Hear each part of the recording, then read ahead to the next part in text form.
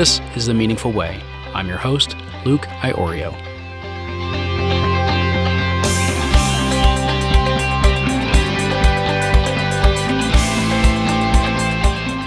Very often on The Meaningful Way, we come back to connection and communication as some of the fundamental components of a meaningful life and meaningful relationships. Well, in this episode, we get to hear from a uniquely qualified expert to help us understand how we can have more meaningful conversations that deepen our connection to ourselves and to others. Or at least one very important thing happens, which is when people feel like you want to listen to them and understand them better, their guard comes down. And when their guard comes down, it facilitates greater connection. Elisha Goldstein is the creator of the transformative 6-month online course in mindful living starting January 2017. He is also the co-founder of the Center for Mindful Living in West Los Angeles.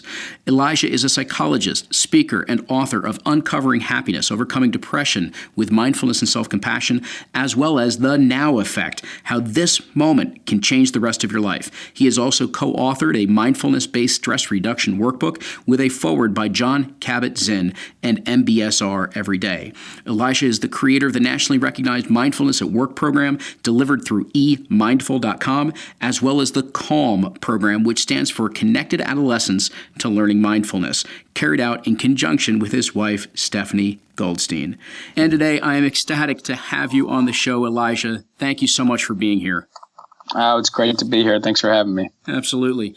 So, Elisha, you have this incredible deep background in studying and researching things, and as well as teaching things like mindfulness and meditation and happiness, all of which seem to be very hot topics nowadays.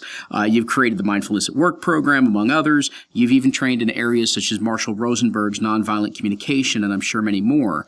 So I guess maybe the place to begin is, what is it that was within your life that drew you to the work that you now do today?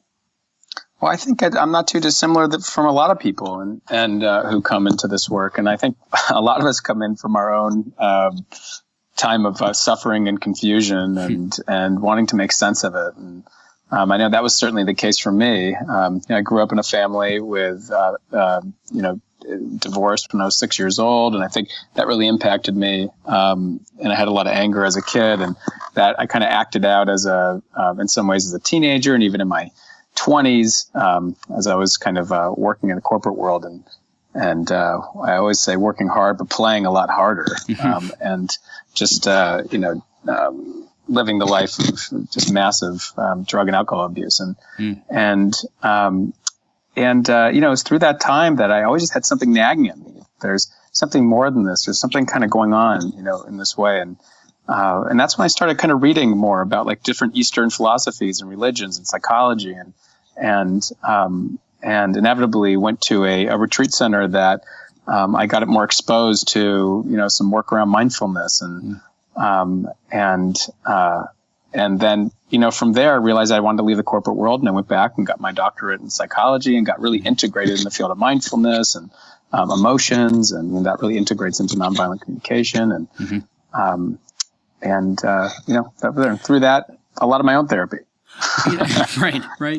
If you could actually say a little bit more, because I hear very often something you just mentioned, which was that there's kind of this nagging or this stirring that begins inside. And at the same time, I also know, many clients, many students that I've had, they don't answer that voice. And I'm just wondering if you could share a little bit more of what you were tuning into and what really got you to say, this is a path I'm going to travel, and it sounds like take a very different direction for your life. Yeah, it's a certain kind of pain that's there. And for a lot of people, they can cover it up, especially nowadays. I feel like, I was covering it up in a lot of ways, but especially nowadays, I feel like with technology, we can get so lost in that and just kind of numb out. But yeah, it's this sensing into, for me, that there was something there, and I kind of knew it through my own therapy. I knew like my child had a big impact on me, and that I really kind of had to kind of stay quiet with it a bit and even write about it. I journaled quite a bit, in my teenage years, my 20s, left hand versus right hand type journaling too, and which is kind of to link like your childhood to your, it's a way of kind of playing with, talking to different parts of yourself. Gotcha. As I was doing that, I kind of kept dropping the question in there. What is it that I'm needing right now?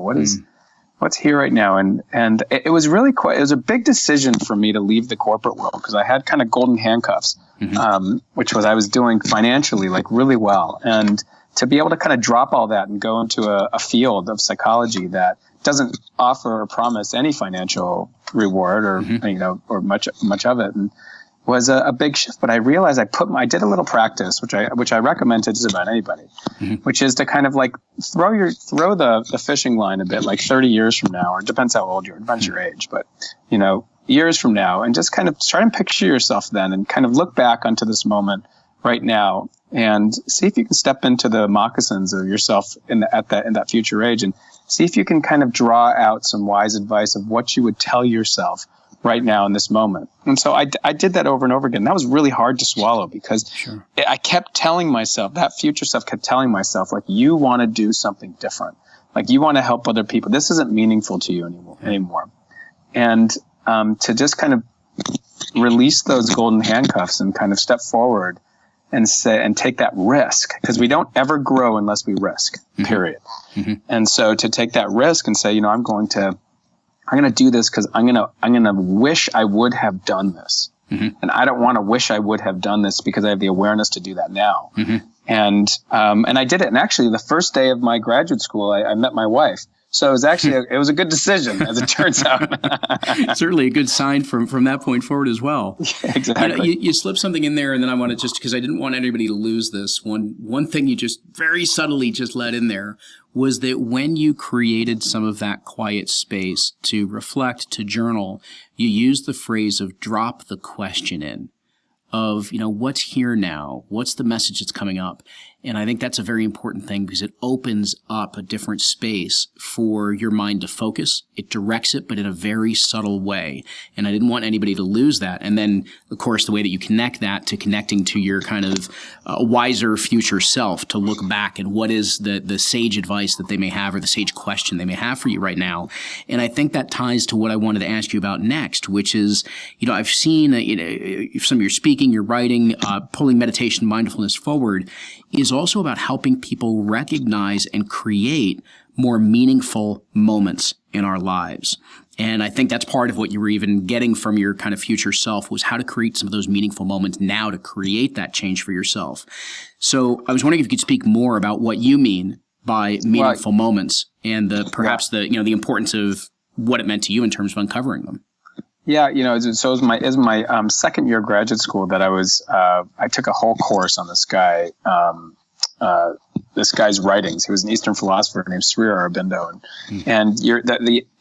one thing that kind of course taught me, which was about how to really read self-help or self-growth type of material. Because most of us, and this is really good for all the listeners too, because most of us we pick up like a book. Let's say you pick up one of my books, or you pick up a book from, anybody really that is something you want to kind of learn and integrate as far as personal growth. And you read it, you get these aha moments, or whatnot, or how that relates to me. You have some meaningful moments, and then you kind of put it back on the shelf. And that doesn't really facilitate change by, reading. So what I learned in this course was how to read contemplatively, and that makes a huge difference. So any text you're actually wanting to grow from, it works a lot better if you read it slowly and in shorter bits, and then kind of reflect on that, what that has to do with you and your life, and just kind of settle with that. And that's that kind of sitting in that space, even just for a few moments, and just kind of allowing that whatever you were reading or hearing, even in this, to just kind of integrate. Like, you can even listen to this podcast right now or this interview, and you can pause it, as you're going, if something means something to you, and just pause it and let it kind of sit with you for a little bit. So with that, in that particular course, one thing that came out in the text to me was this idea of sacred moments. And that really hit me as I was reading it. Like, that's what I want to do. I want to see if it's possible to cultivate more sacred moments in my life. Because I think when I'm way down there, lying down on my deathbed, hopefully way down there, in life. And looking back, I'm going to want to have cultivated or been more aware of what was sacred in life, what was deeply meaningful. And so I ended up making that a whole research study, a national research study that was published in the Journal of Clinical Psychology. And so it was important to me to have to be aware of the meaning in my life and also to create more meaning. And then to help other people do that. Because I think at the epicenter, again, when we're laying down on our deathbed, what's going to matter is who we loved and how we loved them. And I think the rest of it's going to matter a lot less. And so I wanted to kind of help myself and other people be aware of that. So I created an intervention on helping people be mindful in the moment of settling into a space of just being aware of their body and their breath, and then picking up some object. It could be physical or it could be something mental, could be a memory, something that was meaningful to them that had that layer on it. And then as you're in that space of being aware, shift and attend to whatever that thing is. Whether, again, that's in your mind or it's something physical. People pick trees, they pick the sky, people pick memories of childhood. It's all kinds of things. And so we can actually cultivate sacred moments or meaningful moments. And we can also be aware, have our eyes more open and be aware of what matters more moment to moment. There's a deliberateness to the way that you describe that. And it's that everything from that moment of pause to the moment of reflection to the way that we even anchor what it is that's running through our minds, whether it be through reading a book, listening to a podcast like this, it's being deliberate to get the most out of what you're putting yourself into, because then it will mean more. You will take more with you. Correct? Yeah, and let me say true. And let me say one more thing that everyone here to listen to. One area of study that I've just recently become really fascinated by, and I think it's our next big area of growth, is having a better understanding of how our environments can either serve to imprison us in our own minds and experiences in our lives, or can serve to open us up and give us space to grow. And so that our environments include people and they include physical things. And so we have to understand that the way our brains work, if we want to have more, let's say, meaningful moments in life, or we want to have more meaningful relationships in life, or whatever it is, and we want to kind of feel more free and able to grow, we want to make things easier for ourselves. We have to be smart about doing an audit of our environment that we have day to day, and understanding the people in our lives, that we see most often. Are these people nourishing or are they depleting to us? And if there are people in your life that are nourishing to you that you don't see or have contact with that often, or that inspire you to make the changes you want to make in your life, we want to find ways to get them to be more frequently contacted for you in your life, so that your brain implicitly is biased towards wanting to make decisions that are for your own health and well-being or growth or whatever. And the people that are depleting to you, we want to see if we can and not inspiring for you in that way. We want to see if we can either spend less time with them or learn how to relate to them differently that grow strengths, the kind of strengths we're wanting to grow, like compassion or mindfulness or, better communication, whatever it might be. And it's important to understand that 95% of the time our brain is making decisions for us. We're not consciously making choices. It's just kind of saying good, bad, right, wrong, fair, unfair, urgent, not urgent. We notice this every time we're waiting in a line and we pick up our phone. So that's all to say that we need to be smarter about our environments if this is about really wanting to make things easier and helping ourselves to make the changes we want to make in life.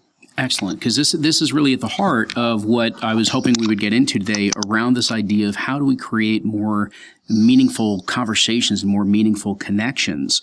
And so I guess perhaps because I've seen some of your work and read some, how much, if we start here, how much of this idea of creating these meaningful connections, the people that feed us, as well as for those that may deplete us, connecting to them in a different way, how much of the way in which we connect with others actually begins with connecting and understanding ourselves?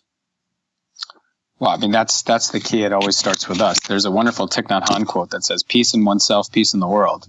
Sometimes I think as a family, we can say peace in the family, peace in the world. So it starts with us, because we have to understand what's coming up in me that I'm reacting to this person in this way, that's facilitating a feedback loop. Or I could be projecting something. Like someone could be walking down the street, and I'm walking down the street. I'm walking up down the street too, and it's a friendly acquaintance, and I smile and wave, and they just look at me and walk on by.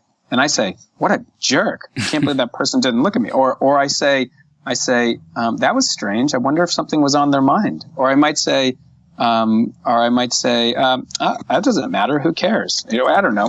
My interpretation depends on how I'm feeling in that moment. And so our thoughts themselves are not facts, but our emotional experience influences the way our brain makes an interpretation and a decision in that moment. And we happen to take it as fact because we're just kind of living in the stream. And so it's really important to get to know ourselves, how we're feeling, how our emotions impact our implicit decision making moment to moment, and to be more aware of that when we're in relationship with other people, because that's going to facilitate whether we take something personally, or we're able to be assertive with someone, or we're noticing when we're reactive, and then we can, own that, or just be aware of like maybe why I just made that interpretation. So if we wanted to begin to break this down for ourselves, to understand ourselves so that we can understand the way in which we're connecting and relating to others, what might be one question, one tool, one exercise that helps us do that? Because you just said a lot in terms of understanding our emotional experience, the way that informs our interpretations, and the way that this feedback loop gets created. What would be a place to begin this journey of understanding self to understand others? It's a really simple. We can start with a really simple type of practice that we can just drop into multiple times a day. Because just like learning how to play a piano or riding a bike or learning how to walk or anything like that, these are all things that are called procedural memory, which means we have to memorize certain procedures, and we know that because we do it all the time. Driving a car, we have to practice and repeat it over time, and then it starts to become more automatic. And so one thing we can do is just kind of from time to time throughout the day, take a breath, soften our body, and ask ourselves the question, what is it that I'm really needing right now? How am I feeling? What is it that I'm really needing right now? And whatever comes up is sort of irrelevant.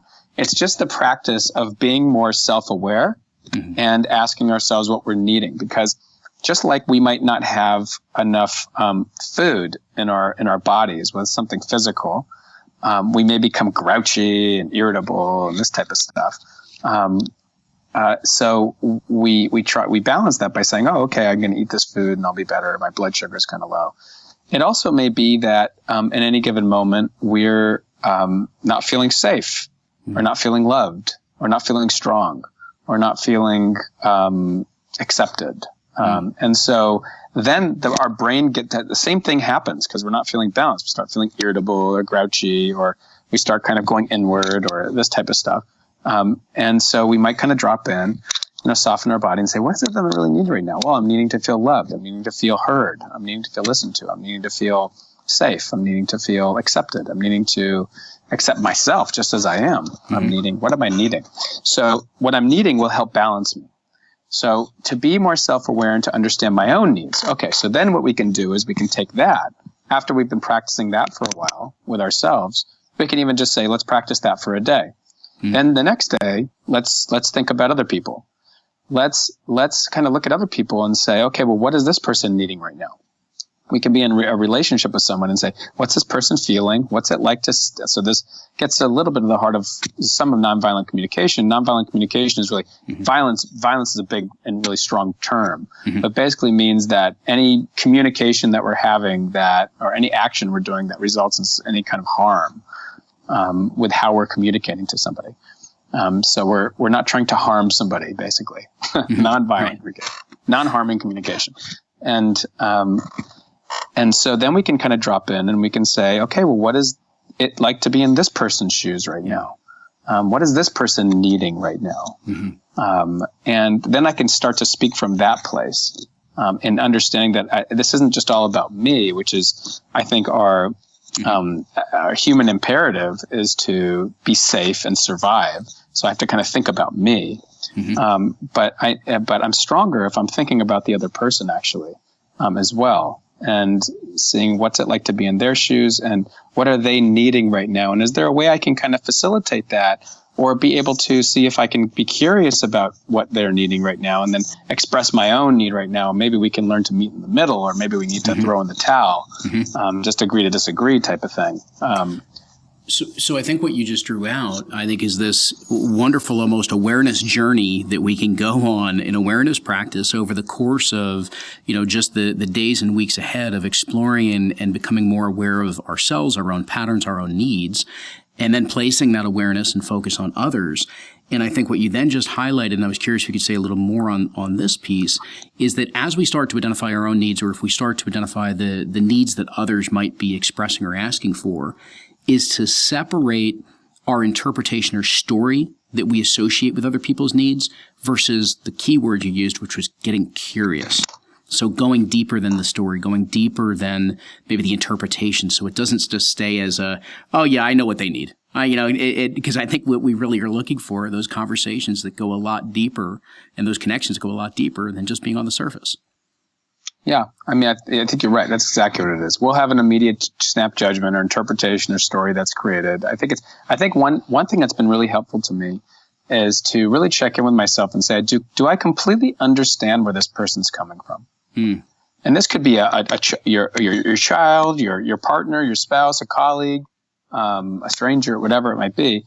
And if I don't, rather than just jumping to try and fix it, or jumping to try and defend myself, or jumping to this, I might just kind of throw the question, I'm not sure I completely understand where you're coming from here. Can you tell me a little bit more? Simple as that, because two things happen there, or at least one very important thing happens, which is when people feel like you want to listen to them and understand them better, their guard comes down. And when their guard comes down, it facilitates greater connection. An opportunity for connection. So not to manipulate their guard coming down so you can kind of jab them later or something, or manipulate or something, but so that I can connect with this person more, because when we're connecting, we're way stronger together than we were kind of fighting apart, because we might come to a solution that's better for everybody. And so that's an important one, what you said, that sense of being curious, but also just really checking in with, do I really understand where this person's coming from? And then just asking them, if I find that there's any doubt in there, I might say, I think I may not totally understand where you come. Can you tell me more? Because that also puts you in a better position to be able to respond as well. Right. And it's amazing how, something as simple as a question like that of, I may not be fully understanding you. Help me understand where you're coming from. That we don't tend to go there that quickly. We tend to, oh no, I get you. I understand. For battling our own egos and our own self-awareness per se that might be there. And it can be just those simple questions that open up such a richer dialogue for us all. I wanted to bring in just, while we have you on the podcast, I wanted to bring in some of your more recent work, your work around uncovering happiness, your last book. And specifically because this show is called The Meaningful Way, within that book, you specifically talk about living your purpose and knowing why you matter. And this is important for ourselves. It's also important in terms of understanding others and forming those deeper connections. And so in terms of living your purpose and knowing why you matter, I think the question I get most often, whether it be from listeners or guests, is where do I even begin to answer those, find the answers to those types of questions of what is my purpose? Why am I here? What difference do I make? Why do I matter? And so I guess maybe I pose that a bit to you to pivot a little bit more to the meaningful way of where do people begin that journey to find that purpose and discover why they matter in this life? Well, I'd say first that is a personal journey. It's worth people kind of uncovering that, just kind of continue to reflect on that and uncover it without needing to find an answer necessarily. But there is some really important points that I'll point to, which is that emotional contagion is real in the world. And what I mean by that is the way you engage or act in any given moment impacts people around you. And the science shows by 3 degrees, let's say. So there was science that initially came out years ago by Nicholas Christakis and James Fowler, who were mining research out of this Framingham study, which was like over a 50-year study studying heart disease. And what they found was initially that obesity is contagious by 3 degrees. So what that means is if you have a person that you have who's obese in your circle, you're more likely to see them engaging certain ways. So they're in your environment. And so your brain is more accepting to maybe eat more or do that kind of thing. And then that person's friend and that person's friend. So they found that obesity is contagious to 3 degrees. So they thought that was interesting. And so that was published in the New York Times, huge article, went pretty far. And then they started studying loneliness and found that loneliness is also contagious by 3 degrees. And then they started as kind of a surface level of happiness and found that, well, happiness is also contagious as well. And we know that because when you watch someone laughing, you kind of laugh yourself, or smiling, same type of idea. Not that laughing means you're happy, but that, the more and more we have that kind of in our lives, the more kind of uplifted we are in that way, and we feel more confident and connected. And so why that's important is the way you live your life, it impacts other people. There's a delusion of consciousness that we have that Albert Einstein said that we actually think we're separate selves and that we're not like connected to other people. And we're absolutely connected to other people because we influence the way their brain operates with mirror neurons, and we influence the way they behave and act. And so sometimes I say, and this comes out of acceptance and commitment therapy, which is, if one way we can just start this process is by getting clear on what our values are, what we value in this world, to be kind to other people, maybe, to, world peace, to be healthy, any of this stuff. And then turn those values into verbs, because that's how far people usually take it. They take it as, what do I value? Well, I value, family, and I value, peace in the world, and I value, okay. So that doesn't really mean anything to the brain. The brain likes to say, okay, so then how do you turn these into a verb? Well, okay, so then what are you doing about this value on a daily basis? How does this live in your life? And when most people do that practice, they realize that they're not actually living their values. And so some values, but not others. And so we start kind of integrating, like, okay, well, let's turn these values into verbs. If you value family, maybe we can say every night at dinner, we put our phones away. And things like that, right? If we value world peace, I'm connected with this organization, I donate some money, or I volunteer my time, whatever it might be. And so we turn those values into verbs. And as we do that, our actions become contagious to others. So just imagine if everyone was living more alongside their values, that they would kind of, not that all values are consistent across the world, different people have different values, but that we would be contagious to other people. And so there's a great purpose in you impacting other lives by living the life that you find in line with your values. So that's just a general purpose that science backs up, is that you have the ability to really impact the people around you, and the ripple effects can be enormous. And in that way. That is a very positive emotional contagion, and it is this incredible spiral effect of our journey where we begin with our values, turn those to verbs, to actions, and create that ripple effect. The importance of that proximity and association of the people around you is an extraordinary way to begin that journey and see exactly how deep it goes. And I guess maybe to kind of wrap up and bring our conversation full circle, since I do believe that, our meaningful way is something it's unique to each of us. I even heard you say something to that effect as well. So I love for our guests to just share from their own personal perspective, their unique perspective of what would you say is at the heart of your meaningful life? The heart of my meaningful life is sort of twofold. One is, I'll just say, kind of to bring it personally, is to really be present in my relationships and my family. And to really be there, and in that way, kind of putting myself in their shoes and stay, and as best I can to be connecting to them, and also to be very forgiving to myself as well. And then I'd say on a second tier is to help the world and the people as much as possible realize the underlying connection that's there, and that they can tap into to engage in a more positive beliefs around what they think they can do in this world, their families in this world. And if we can kind of allow that to be more contagious, if more people were able to truly believe in themselves, I think this world could heal itself. Absolutely. Elisha, I want to thank you so much for being here on the podcast On the Meaningful Way, and for sharing all of your insights and wisdom with us today. Thank you so much for being here. So great. Thank you for having me. So everyone, I guess just a few things to leave you with from today's show. First is that reminder to take a pause in life, to get that moment of reflection. And as you find that stillness, as you find some of that silence, drop in the question. What is it that's showing up for you? What's coming up? What are the messages? And see where that part of the journey takes you. Next is to be deliberate, to create those meaningful moments, to see them for what they are, and take that pause, as we just said, whether it's reading a book that you know can move you forward or even listening to a podcast, an interview like this. If you get that insight, pause for a moment and understand what it really, truly means to you. To also then, where we started to wrap up, to do this emotional contagion that you can set off that also helps you uncover your purpose and why you're here. It begins with knowing your values.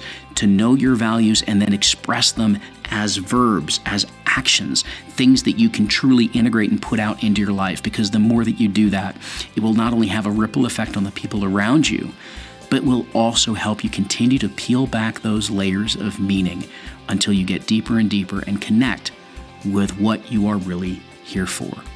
And so with that, I want to thank you once again for being here. Again, you can check out Elisha Goldstein's latest work at acourseinmindfulliving.com. I encourage you to check that out.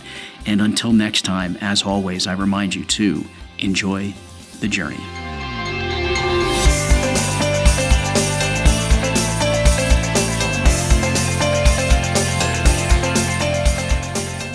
Thanks for listening. If you've enjoyed this, you'll want to check out the 7-Day Shift, a brand new online program designed to help you experience the even more meaningful life that's awaiting you. Just head to lukeiorio.com/7-day shift to register.